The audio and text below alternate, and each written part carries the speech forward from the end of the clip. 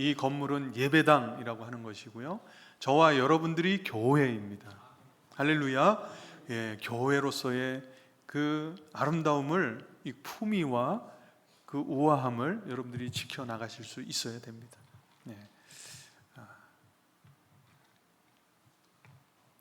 네, 오늘 이제 새로 오신 분이 두 분이 계셔서 기존에 신앙생활을 하셨던 분들인가요? 아니면 안 하셨어요? 그래서 지금 마음이 복잡합니다. 네. 네, 천천히 전하겠습니다. 네. 여러분, 우리 한번 제목을 한번 다 같이 한번 읽어볼까요? 시작. 은혜로 짓고 기쁨으로 머물다. 네 번째, 복음의 식탁, 하늘의 기쁨이 머무는 자리. 할렐루야. 아멘. 아멘. 우리의 인생을 돌아보면 참 많은 것들을 짓는 것 같습니다. 우리 가정도 짓고, 또 직장에서, 우리 학교에서 또 세워가는 것들이 있죠. 그리고 또 사람과 사람과의 관계를 지어갑니다. 그렇다면 여러분, 한번 질문을 던져볼게요. 지금 여러분들에게 있어서 가장 가까운 사람들과의 관계를 무엇으로 짓고 계십니까? 여러분들에게 지금 가장 가까이 있는 부모님과, 아니면 자녀들과, 아니면 남편과 아내, 그리고 또 우리 형제들, 또 우리 친구들, 이웃들과의 관계 속에서 여러분 관계를 무엇으로 짓고 계시는지 한번 여쭙고 싶습니다. 네. 여러분, 이 관계를 병들게 하는 치명적인 방식이 크게 두 가지가 있거든요. 그게 뭐냐? 첫 번째는 철저한 차가운 계산법입니다. 두 번째는 두려움과 불안을 말하는 포닝이라고 하는 단어가 있어요.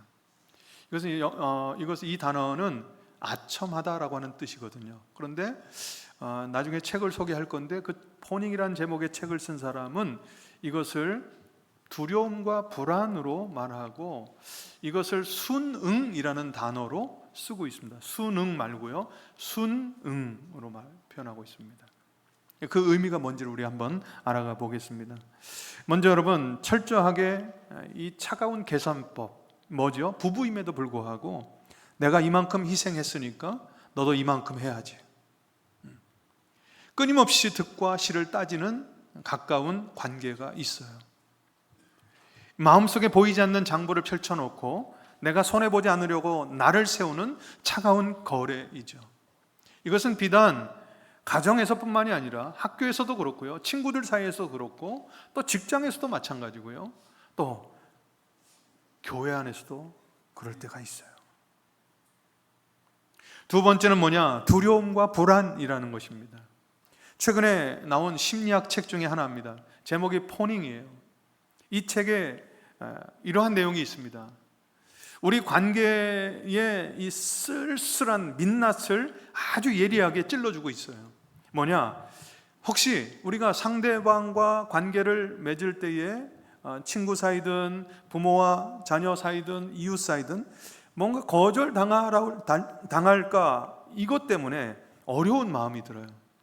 혹시 상대방이 이것 때문에 화가 날까 눈치를 볼 때가 있다라고 하는 것이죠. 그래서 맹목적으로 상대방의 비위를 맞춥니다. 이것을 이 책의 저자는 포닝, 즉 순응이라고 표현하고 있어요.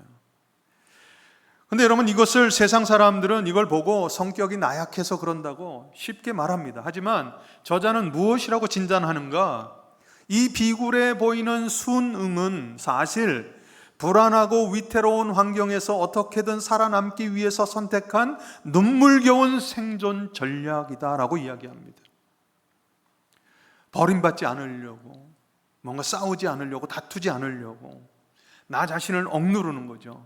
그래서 상대방에게 납작 엎드려서 거짓 평화를 구걸해온 깊은 상처의 흔적이라고 그는 고백하고 있어요.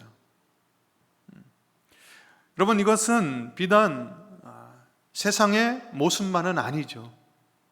우리 가정에서 정직하게 한번 돌아보았으면 좋겠습니다. 지금 여러분들의 식탁에는 무엇이 놓여져 있습니까? 식탁에 둘러 모여 앉아가지고 누가 더 희생했는지 따지고 차가운 계산기가 혹시 놓여져 있습니까? 아니면 겉으로는 평화로워 보이지만 속으로는 관계가 깨어질까봐, 뭔가 다툴까봐, 싸울까봐, 뭔가 불이익이 찾아올까봐 그 두려워서 철저히 나를 숨기고 생존을 위한 눈치를 보고 있지는 않는지요? 여러분, 그곳에는 진짜 평안을 누릴 수가 없다라고 하는 것이죠. 작은 바람에도 무너지는 모래성일 뿐이다라고 하는 것이죠.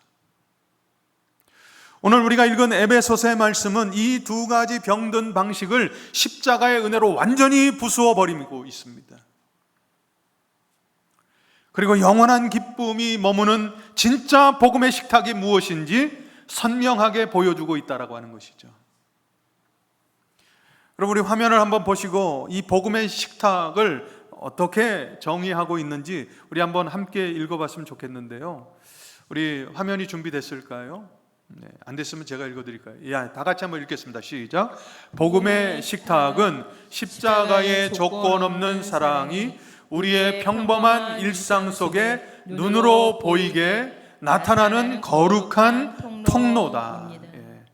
우리의 일상, 그 밥 먹는 자리에서 무엇이 보이는 거예요? 십자가의 조건 없는 사랑이 눈으로 보이는 자리가, 그 거룩한 축복의 통로가 바로 복음의 식탁이라는 것이죠. 오늘 선포되는 이 진리의 말씀이 여러분들의 가정에 그대로 이루어질 수 있길 주님의 이름으로 축복합니다. 아멘. 여러분, 세상의 계산법과 눈치 보기로 얼룩졌던 우리의 식탁들 있잖아요.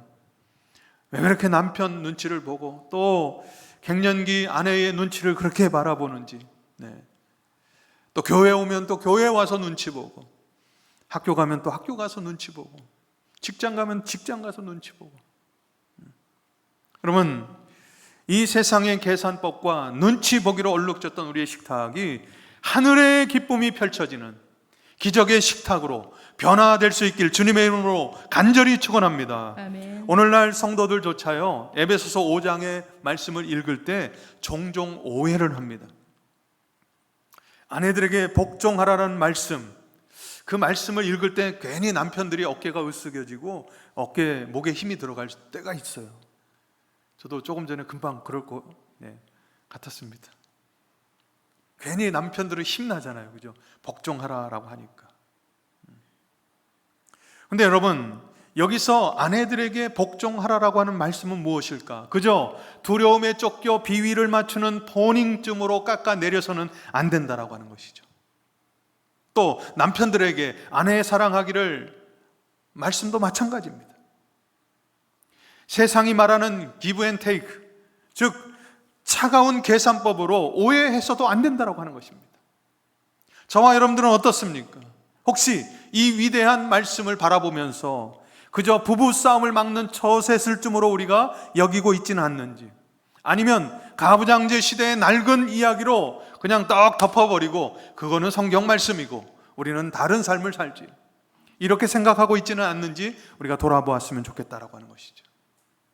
그렇다면 오늘 이 시간 우리가 이 얄팍한 안경을 벗어 던질 수 있기를 주님의 이름으로 소원합니다. 여러분, 오늘 우리는 이 본문의 말씀을 어떻게 바라보아야 할까? 그러면 어떻게 하면 오해 없이 이 본문의 말씀을 우리가 하나님의 말씀으로, 또 하나님께서 그 마음을 담아 우리에게 주신 말씀으로 어떻게 하면 그 말씀의 진의를 깨달아 알 수 있을까? 여러분, 에베소서 5장의 말씀은 성경 전체에 흐르는 하나님의 거대한 구원 역사, 즉 구속사의 관점으로 바라보아야 진짜 의미를 발견할 수 있다라고 하는 것이죠. 그게 무슨 말이냐? 사도 바울이 부부관계의 모델을 제시한 것은 인간의 서열을 의미한 것이 아니에요. 철저하게 교회와 그리스도와의 관계를 의미한 거예요. 그러니까 여러분, 성도가 가져야 할 부부의 참된 모습은 남편은 머리니까 위에 있고 아내는 항상 밑에 있는 게 아니고요, 이런 수직적인 관계가 아니고 여러분, 교회와 그리스도의 관계로 바라볼 수 있어야 된다라고 합니다. 그것이 참된 부부의 모습이다라고 하는 것이죠. 그러니까 그리스도와 교회의 그 관계를 통해서 우리 성도들은 그 부부의 관계를 바라볼 수 있어야 돼요. 여러분, 예수님과 우리 사이의 관계는 무엇을 빼놓고 설명할 수가 없죠? 십자가를 빼놓고 설명할 수 없죠. 교회와 예수님과의 관계 역시 십자가를 빼놓고 설명할 수가 없어요. 바로 그 예수님의 십자가는요, 우리의 밥상에 놓여진 그 관계의 그 두 가지 치명적인 병을 단번에 고쳐 내신다라고 하는 것이죠. 첫 번째, 여러분, 주님은 계산법을 깨뜨리셨어요.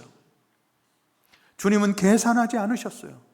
우리 한번 25절 말씀 다 같이 한번 읽어볼까요? 우리 한 목소리로 앞에 화면을 보시고 읽겠습니다. 시작. 남편들아, 아내 사랑하기를 그리스도께서 교회를 사랑하시고 그 교회를 위하여 자신을 주심같이 하라. 할렐루야. 아멘. 아멘이시죠. 예수님의 사랑은요, 야, 너희가 나에게 뭐 해줄래? 라고 물으면서 거래하는 것처럼 시작하지 않으셨다라고 하는 것이죠. 아니, 예수님과 우리 사이, 그리스도와 교회는 그렇게 거래로 이루어지는 게 아니에요. 거래가 성사될 수 없어요. 왜 그렇죠? 저와 여러분들의 진짜 영적 상태를 안다면 말하지 않아도 알 수가 있어요. 여러분, 지금 여러분들 예수님을 만나기 전에, 아니 오늘 오신 분들, 나의 영적인 상태가 어떻지? 라고 여러분 얼마나 생각하고 계십니까? 어떻게 생각하고 계십니까? 이곳에 계신 분들 한 사람도 이 영적인 상태에서 자유한 분들이 한 분도 없어요. 여러분, 우리 한번 우리의 영적 상태가 어떠한지 에스겔 16장 4절에서 6절 말씀인데 조금 깁니다. 우리 한번 큰 목소리로 한번 다 같이 읽겠습니다. 시작. 내가 난 것을 말하건대 내가 날 때에 내 배꼽줄을 자르지 아니하였고 너를 물로 씻어 정결하게 하지 아니하였고 내게 소금을 뿌리지 아니하였고 너를 강보에 싸지도 아니하였나니 아무도 너를 돌아보아 그 중에 한 가지라도 내게 행하여 너를 불쌍히 여긴 자가 없었으므로 내가 나던 날에 내 몸이 천하게 여겨져 내가 들에 버려졌느니라. 내가 내 곁으로 지나갈 때에 내가 피투성이가 되어 발짓하는 것을 보고 내게 이르기를 너는 피투성이라도 살아 있으라. 다시 이르기를 너는 피투성이라도 살아 있으라 하고. 여러분, 저와 여러분들 하나님의 관점에서 저와 여러분들의 영적인 상태를 이렇게 바라보시는 거예요. 아무도 돌보는 일이 없이 핏덩이로 태어났는데 강보에도 쌓이지 않고 탯줄을 자르지도 않고 그저 들판에 버려져 있다는 거예요. 아무도 씻겨주지 않아요. 피와 우물이 섞여서 그 사이에서 버둥거리며 죽어가고 있는 철저한 무능한 존재였다라고 하는 것이죠. 여러분, 핏덩이가 살기 위해서 스스로 할 일이 무엇이 있었겠습니까? 하나님께 눈치 보며 비위를 맞출 힘조차 없었다라고 하는 것이죠. 뭐예요? 철저한 절망 상태이죠. 예수님을 만나기 전에 저와 여러분들은 절망 상태예요. 근데 그 절망이 희망이 되죠. 그 절망이 소망이 되죠. 왜 그렇죠? 예수님은 그 피투성이 핏덩이를 그냥 지나쳐가지 않는다라고 하는 것이죠. 자격이나 조건을 따지지도 않아요. 장부를 펴서 계산하지도 않습니다. 친히 십자가에서 그 살을 찢기시고 자기 자신을 온전히 내어 주셨어요. 그 은혜 때문에 그 절망이 소망으로 바뀐 것이요. 두 번째는 어떻습니까? 주님은 살기 위해 발버둥 치는 우리의 두려움을 치료하셨어요. 우리 한번 26절, 27절 우리 또 한번 한 목소리로 읽겠습니다. 다 같이 읽을까요? 시작. 이는 곧 물로 씻어 말씀으로 깨끗하게 하사 거룩하게 하시고 거룩하고 흠이 없게 하려 하십니다. 거룩하고 흠이 없게 하려 하십니다. 무엇으로요? 말씀으로. 물로 씻어 말씀으로 깨끗게 하셨다. 그래서 우리를 어떻게 해요? 거룩하고 흠이 없게 하셨어요. 여러분, 유대인들의 결혼 예식 가운데 결혼하기 전에 미크베라고 하는 정결 예식이 있습니다. 이것은 물로 몸을 씻는 예식이에요. 여러분, 신랑이신 예수님은 오물투성이인 신부인 저와 여러분들을 위협하거나 내쫓지 않으셨다라고 하는 것이죠. 오히려 우리의 그 오물과 죄악을 당신의 몸에 고스란히 뒤집어 쓰셨다라고 하는 것이죠. 나의 더러운 누더기를 예수님이 대신 입으셨고요, 예수님은 그 눈부시게 깨끗한 예복을 나에게 입혀 주신 것이죠. 이제 우리는 더 이상 버림받을까 봐 두려워하며 연기할 필요가 없다라고 하는 것이죠. 완벽한 안전함을 얻었다라고 하는 거예요. 완벽한 안전함. 그렇다면 이 엄청난 은혜가 어떻게 우리의 삶에 이루어질까?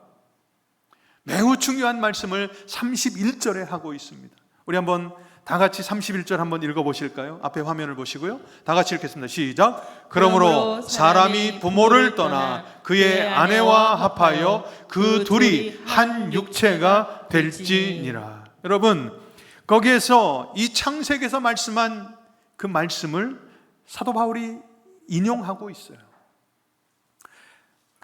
사람이 부모를 떠나 그 아내와 합하여 그 둘이 한 육체가 될지니. 여러분, 둘이 합하여 한 육체가 된다라고 하는 말이 무슨 뜻일까요? 단순히 한 집에 살거나 호적을 합친다라고 하는 뜻일까요? 아니죠. 너와 나 사이를 가로막고 있는 계산기를 부셔버리는 거예요.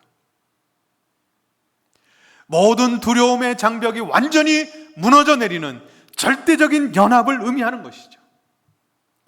차가운 계산법으로는 절대 한 몸이 될 수 없어요. 너는 이만큼, 나는 이만큼, 나는 이 정도 했는데 너는 뭐 했니?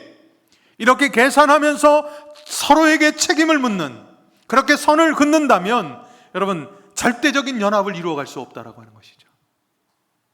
또한 거절당할까 봐, 또 싸울까 봐, 다툴까 봐, 그저 눈치 보는 관계, 그렇게 관계로 우리가 살아간다면 한 몸이 될 수 없지요.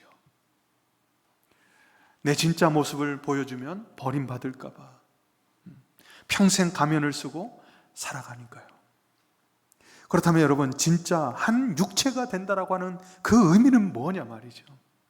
이것은 비단 여러분, 결혼을 하지 않은 청년들과 또 어떤 삶의 여정 속에서 어떤 어려움 때문에 지금 혼자 살고 있는 분들이 계신다면 여러분, 이것은 오늘 내가 들을 말씀이 아닌가 보다, 부부에게만 하는 말씀인가 보다, 여러분 이렇게 소외감을 표현하시면 안 됩니다. 이것은 여러분, 가정을 넘어서 여러분들의 직장과 또 우리 학생들은 학교와 또 더 나아가서 우리 교회의 모든 예배 가운데, 그리고 전도회, 말씀 묵상 나눔과 커먼즈 모임 속에서 여러분 다 여러분 속해 있는 거예요. 여러분, 우리가 말씀으로 하나 되는 거 아닙니까? 우리가 예배 가운데 하나 되는 거 아닙니까? 가정에서 한 식탁에 모여 앉아 함께 식구로서 그 입에 같은 음식을 넣으면서 우리가 하나 되는 것 아닙니까? 그죠? 그럼 어떻게 우리가 한 육체가 되었다라고 하는 의미는 뭐냐?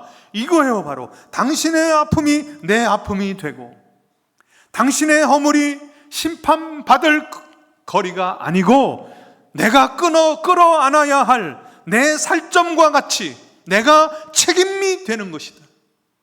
내가 책임지는 것이다. 내 약점과 치부를 다 드러내도 절대 정죄받거나 버림받지 않는다라고 하는 완벽한 안전함이라는 것이죠. 이것이 복음이 말하는 하나됨의, 절대적인 하나됨의, 부부가 하나 되고 성도가 하나 되고 친구들과 하나 되고 자녀와 부모가 하나 되는 이 절대적인 하나됨의 가치라는 것이죠. 이 복음의 신비이죠.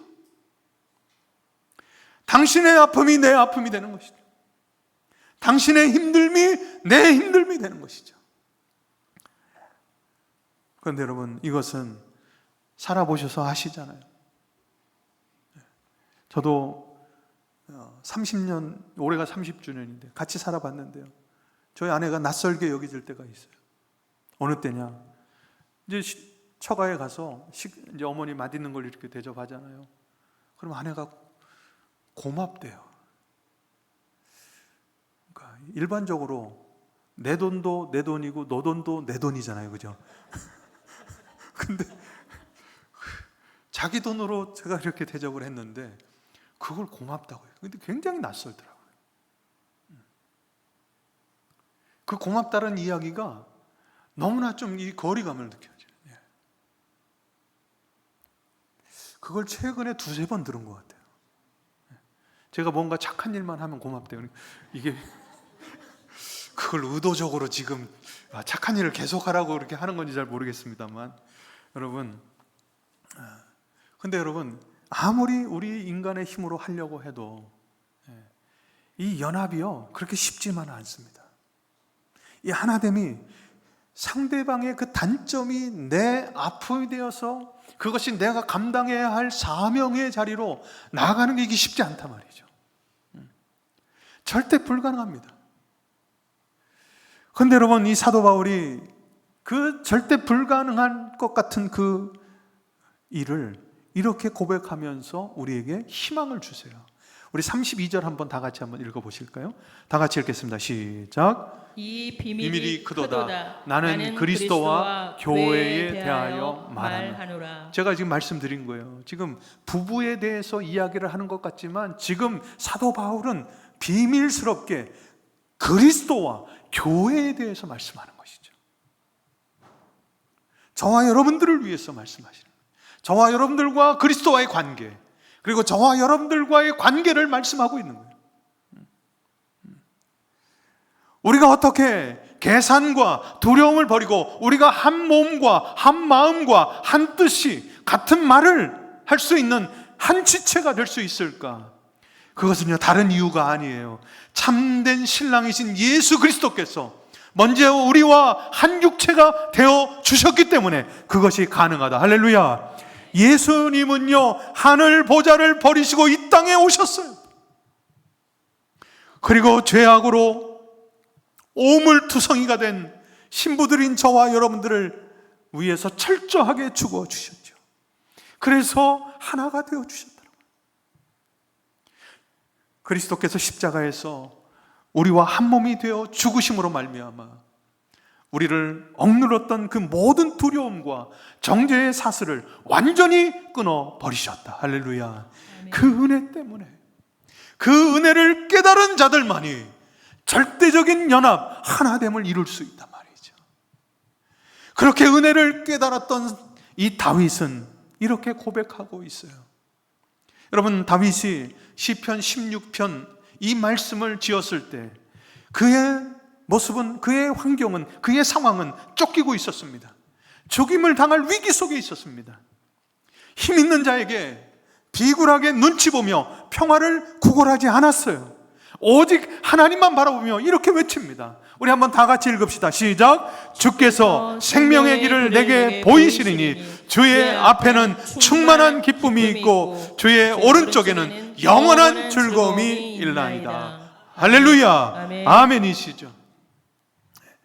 하나님께 기쁨이 있음을, 내가 비록 지금 죽음의 위기 속에 직면해 있지만, 그 어려운 환경 속에 있지만 내가 하나님께 시선을 두고 하나님을 바라보니까 내 안에 하나님으로 인하여 우리가 누릴 그 기쁨의 충만함이, 그 영원한 즐거움이 보였단 말이죠.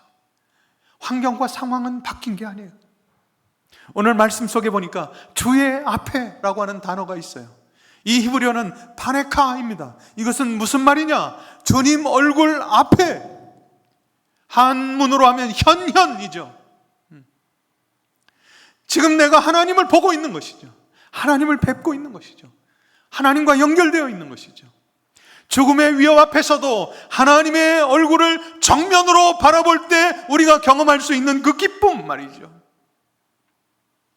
그 기쁨을 사도 바울이 지금 보고 있는 것이죠. 여러분, 이 원형의 이 타락하기 전에 이 기쁨을 어디서 누렸는가? 에덴 동산에서 누렸습니다.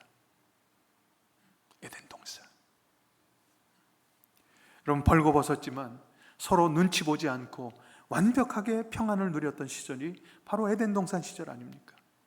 하지만 죄가 들어오자 어떻게 되었지요? 여러분 잘 아실 거예요. 아담과 하와는 하나님의 낯을, 즉 판의 칼을 피해서 나무 뒤로 숨었죠. 그리고 상처받지 않으려고 나를 감췄죠. 거짓 연기를 해야만 했습니다. 여기에 인류의 그 비극적인 역사가 여기서부터 시작되죠.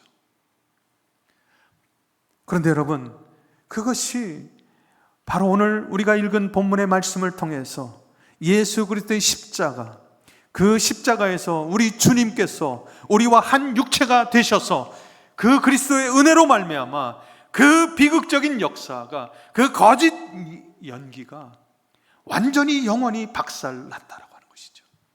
그래서 우리는, 저와 여러분들은 이제 숨지 않아도 되고 무화과나 나무 잎으로 옷을 만들어 입고 그 불안과 그 괴로움과 공포 속에 우리가 처해 있지 않아도 된다라고 하는 거예요. 우리는 당당히 나와서, 나무 뒤에서 걸어 나와서 하나님을 대면할 수 있고, 우리 믿음의 성도들과 함께, 우리 가족 식구들과 함께, 우리 가문 식구들과 함께 여러분 당당하게 하나님 앞에 설 수 있고, 우리가 함께 한 지체로서 그 하나님의 은혜를 누릴 수 있는 존재가 되었다라고 하는 것이죠.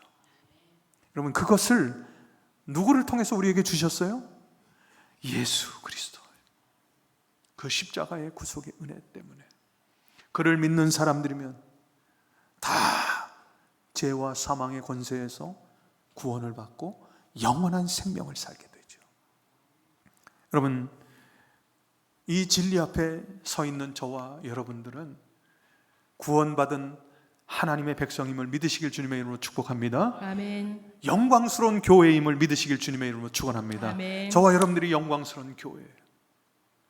그리스도와 온전한 연합을 이룬 지체들이다라고 하는 것이죠.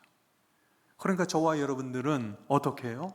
온전한 연합을 이룰 수 있어야 돼요. 가정에서 부모님과 자녀들이 온전한 연합을 이룰 수 있어야 돼요. 남편과 아내가 온전한 연합을 이루어야 돼요. 성도와 성도와 온전한 연합을 이루어야 돼요.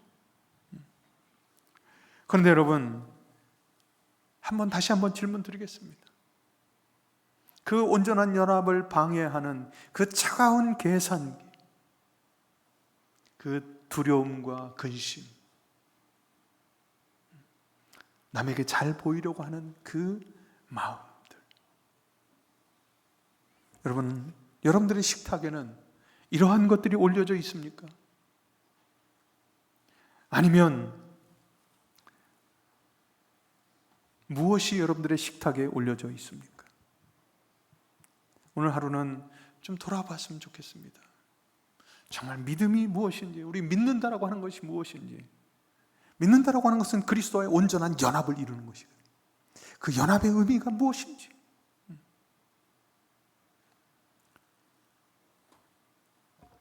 그것을 깨달은 인생들은요, 이제 앞에서 우리가 오해했던 복종과 사랑의 의미가 완전히 뒤바뀌어 버려요. 정말 우리가 온전한 복음의 식탁에 무엇을 올릴 수 있는지를 우리가 바로 알게 된다고 하는 것이죠. 오늘 말씀은요, 우리에게 철저하게 나 자신을 부인하라고 요구하고 있습니다. 우리 한번 22절 우리 한번 다 같이 한번 읽어보실까요? 다 같이 읽겠습니다. 시작. 아내들이여 자기 남편에게 복종하기를 주께 하듯 하라. 할렐루야. 아멘이시죠. 이 복종은 억지로 나를 구겨 넣어서 굴복시키는 것이 아닙니다. 생명을 내어주신 주님의 사랑 안에서 내가 얼마나 존귀한 자들인지 깨달은 사람이 자발적으로 내주는 영광스러운 헌신이 바로 아내가 남편에게 할 수 있는 복종이에요. 그러면 남편들에게 28절엔 어떻게 말씀하고 있죠? 우리 한번 28절 한 번 더 읽겠습니다. 다 같이 한번 읽을까요? 시작. 이와 같이 남편들도 자기 아내 사랑하기를 자기 자신과 같이 할지니 자기 아내를 사랑하는 자는 자기를 사랑하는 것이라. 아멘. 아멘이시죠? 이럴 때는 또 아멘을 크게 하시네요. 네, 좋습니다. 여러분, 아내를 자기 자신과 같이 사랑하라라고 말씀하십니다. 근데 여러분, 한번 질문을 던져볼게요. 자기 몸을 계산적으로 돌보는 사람들이 있습니까? 혹시? 저와 여러분들은 우리 자신을요, 본능적으로 사랑해요. 지금 여기에서 말씀하는 것은 아내를 자기 자신과 같이 사랑하라고 해요. 본능적으로 사랑하라는 것이죠. 그것이 나를, 남편인 나를, 나 자신을 사랑하는 것이다 라고 말씀하고 있습니다. 우리는 절대 자기 자신을요, 계산적으로 사랑하지 않아요. 여러분, 그래서 한 육체가 되었다라고 하는 것은 무엇을 의미하죠? 예수님이 나의 오물을 뒤집어 쓰셨듯이 아내의 연약함을 내 살점처럼 덮어주고 보호하는 십자가의 희생이 바로 사랑이다. 여러분, 혹시 이 자리에 앞에서도 말씀드렸지만 우리 청년들이나 우리 학생들, 그리고 또 혼자 삶의 자리를 지켜내고 계신 성도님들, 야, 이건 부부 이야기 아니냐, 여러분 소외감 느끼지 마시라고 말씀드렸습니다. 여러분, 이 가족은요, 진리를 보여주기 위한 그림자일 뿐이에요. 앞에서 말씀드렸잖아요. 이 가정, 무엇으로 우리가, 이 부부와의 관계, 성도와의 관계, 무엇으로 우리가 정의할 수 있다고요? 그리스도와 교회의 관계죠. 그러니까 오늘부터 여러분, 저와 여러분들이 이제 어떤 상관관계가 있느냐, 그리스도와 교회의 관계로 우리 서로를 바라볼 수 있어야 된다라고 하는 것이죠. 그러니까 여러분, 여러분들이 지금 처해 있는 상황, 현실, 학교이든지 직장이든지 가정이든지 교회이든지 어디든지 여러분들이 그곳에서 누구를 만나든지 여러분들이 잊지 말아야 할 것은 무엇인가? 여러분들은 이 온 우주에서 가장 안전하신 그 신랑이신 예수 그리스도와 온전히 한 몸을 이룬 가장 존귀한 신부다라고 하는 것이죠. 여러분들의 존재를 망각하셔서는 안 돼요. 잃어버리셔서는 안 돼요. 그러니까 여러분들이 어디 서 있든지 그 존귀한 신부로서 세상 사람들에게 인정받으려고 여러분 하지 마시고, 이미 여러분들이 인정받으셨어요. 그 십자가에 주신 그 은혜의 당당함으로 말미암아 여러분들이 사람들을 가서 품을 수 있는 용기가 있어야 돼요. 그리고 이 능력이 계셔야 돼요. 능력이 있어야 돼요. 여러분, 정말 사람들을 따뜻하게 품을 수 있는, 우리의 자녀들을 품을 수 있는, 우리의 남편과 아내를 품을 수 있는 능력이 있어야 돼요.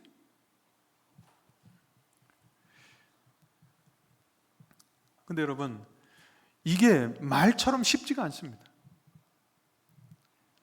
우리가 분명 이렇게 말씀을 듣고 내가 지금 어떤 신분이고 우리가 부부와 또 가정을 또 교회를 그리스도와 교회의 관점에서 우리가 바라보고 그렇게 거기서부터 출발하자고 분명히 말씀드렸음에도 불구하고 내일 아침에 가보면 내 자존심이 짓밟히고 뭔가 손해를 보고 어려움 앞에 직면하면 여전히 우리는 계산기를 두드리고 있죠. 또 사람들의 눈치를 보고 옛 모습으로 돌아가 버린다라고 하는 것이죠.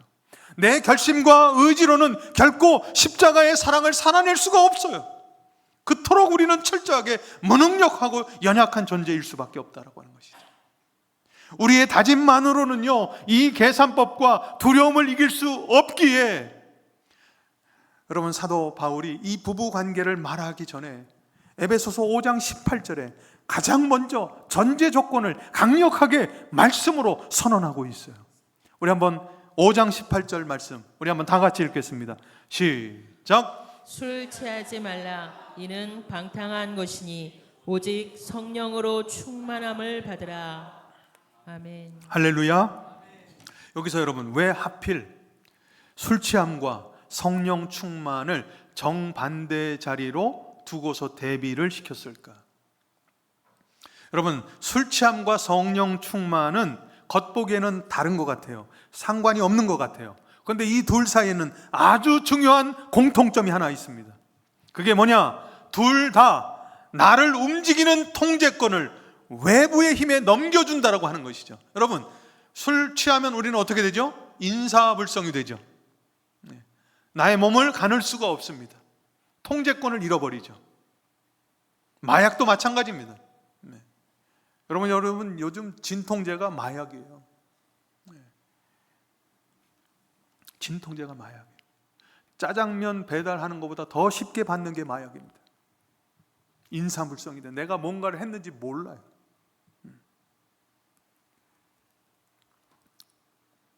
여러분, 세상의 차가운 계산법과 두려움에 지친 사람들은 어떻게 해서든지 그 고통을 잊어보려고 합니다. 그래서 상처받은 내면을 감추고 남들 눈치 보면서 사느라고 너덜너덜해진 내 마음을 달래기 위해서 이것도 한번 저것도 한번 알코올에 한번 취해보고, 그것이 돈일 수 있고 또 세상을 쾌락일 수도 있습니다. 또 인정받는 것일 수도 있습니다.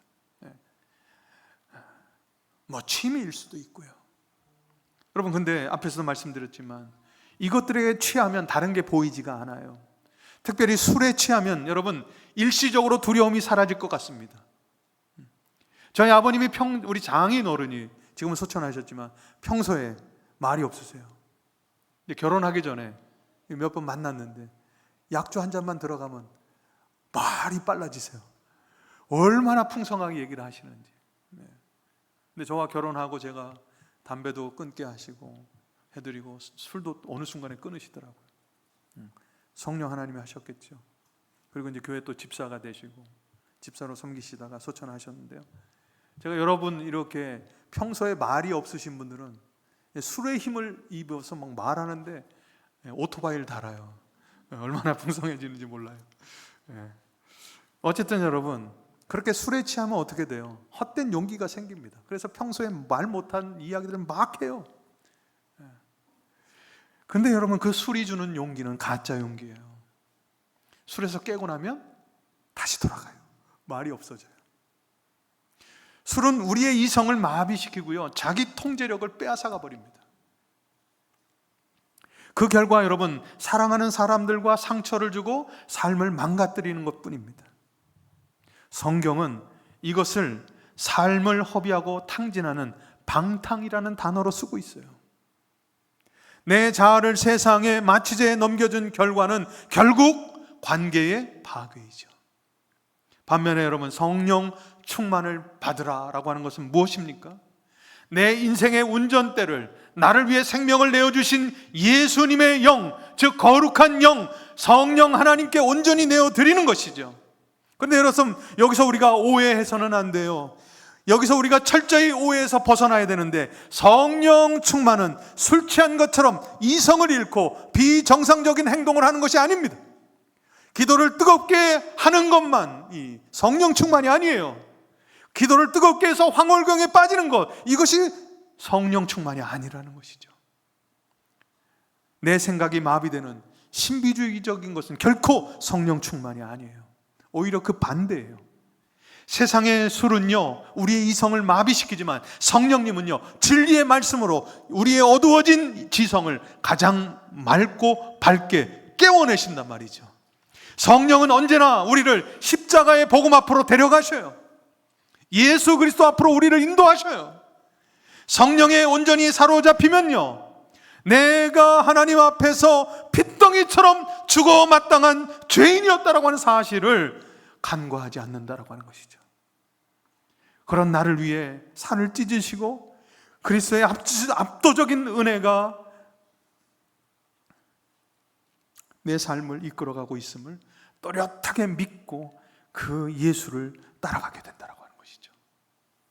여러분, 세상에 취하면요, 나 자신을 잃어버리고 추해집니다. 그런데 성령에 취하면요, 이기적이었던 옛 자아가 깨지는 거예요. 하나님이 창조하신 가장 온전한 진짜 내 모습을 이마하고 데이 하나님의 형상을 되찾게 되는 것이죠. 그렇게 여러분, 성령 충만한 사람에게 나타나는 가장 확실한 특징이 뭐냐? 펄펄 내 안에서 끓고 있던 자존심이 딱 꺾이는 거예요. 어떤 사람들, 내가 남은 게 자존심밖에 없어. 그러면 그분은 무엇을 반증해 주느냐? 나는 성령이랑 아무 상관이 없어, 이런 분이에요. 성령 충만한 사람은요, 내 안에 자존심, 펄펄 끓던 자존심, 싹 꺾여버려요. 기광수 목사님이 한 얘기가 있어요. 저를 미국 가기 전과 후로 나누더라고요. 미국 가기 전에 저의 모습이었다면 함께 동역을 할 수 없었다라고 이야기합니다. 그런데 제가 다녀와서 고생을 해서 그런지 모르겠는데 긍휼이 생겼나 봐요. 그래서 그 모습을 보고 할 수 있을 것 같다 그래서 지금 같이 지금 사역을 하고 있습니다. 3년 동안 같이 공부했던 사람이기 때문에 가까이 있어든 멀리 있어든 보아왔을 거 아닙니까? 그러니까 제가 못 보는 저의 모습을 어쩌면 잘 보고 있을지 몰라요. 근데 제가 내려놓은 게 다른 게 아니고요, 자존심입니다. 어쩔 수 없습니다. 새 아이들을 먹여 살리려면 지붕에도 올라가야 되고, 세탁소 공장에서 빨래도 해야 되고, 그 빨래를 딜리버리도 해야 되고,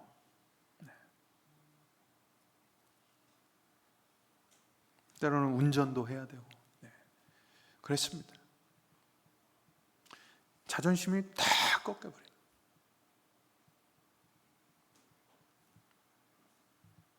저는요, 하나님께서 하십시오, 지금껏 그랬습니다. 우리 교회 와가지고 제가 할 수 있는 건 아무것도 없습니다. 그저 제가 드릴 건 이 몸밖에. 여러분, 성령 충만은요, 뜬구름 잡는 이야기가 아닙니다. 우리와 한 몸 되어 주신 그 십자가의 그 사랑, 내 삶의 그 사랑이 진짜 동력이 되는 거죠.